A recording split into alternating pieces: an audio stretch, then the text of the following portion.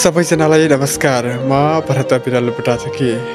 विशेषतः यस गजलका लेखक हुनुहुन्छ प्रिय दाई तुलसी ढिसीले रचना गर्नुभएको केही गजलहरूलाई चाहिँ मैले वाचन गर्ने प्रयास गरेको छु।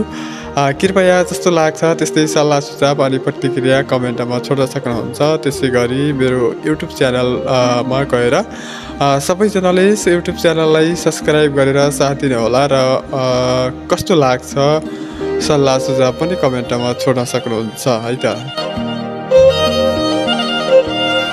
मेरो जीवन दुःखै दुःखको खानी भइदियो, त्यही दुःख बिर्सन नसक्ने कहानी भइदियो। हो मेरो जीवन दुःखै दुःखको खानी भइदियो, त्यही दुःख बिर्सनै नसक्ने कहानी भइदियो।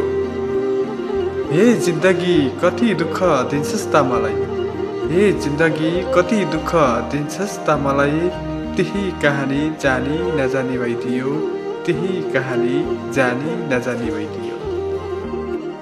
कहिल्यै पनि भट्टी नजाने मान्छेमा, हो कहिल्यै पनि भट्टी नजाने मान्छेमा, दुःख बिर्सन सधैँ भट्टी जाने बानी भइदियो, दुःख बिर्सन सधैँ भट्टी जाने बानी भइदियो।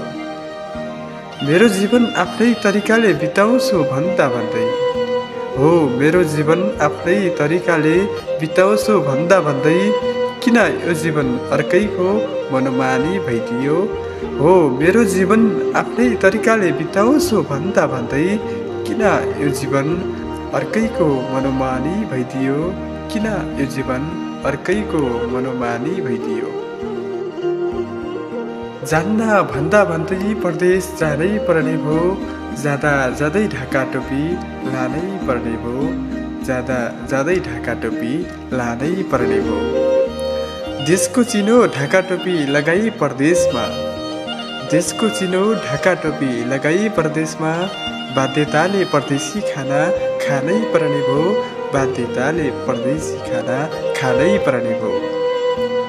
माया त लाग्छ नि जन्मभूमि अनि देशको माटोको, हो माया त लाग्छ नि जन्मभूमि अनि देशको माटोको, परदेशलाई नै कर्मभूमि मान्नै पर्ने भो, हो परदेशलाई नै कर्मभूमि मान्नै पर्ने भो।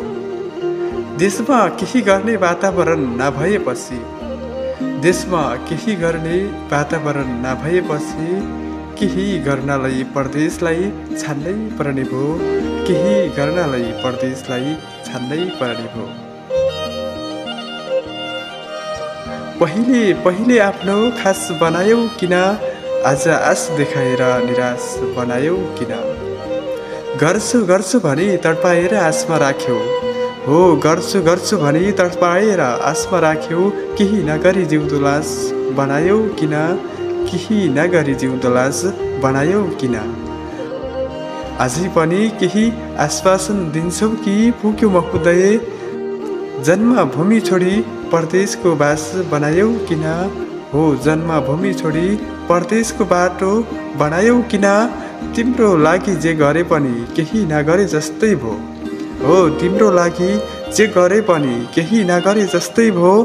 मान्छे हुँ जस्तो लाग्थ्यो तिमीले घाँस बनायौ किन, हो मान्छे हुँ जस्तो लाग्थ्यो तिमीले घाँस बनायौ किन।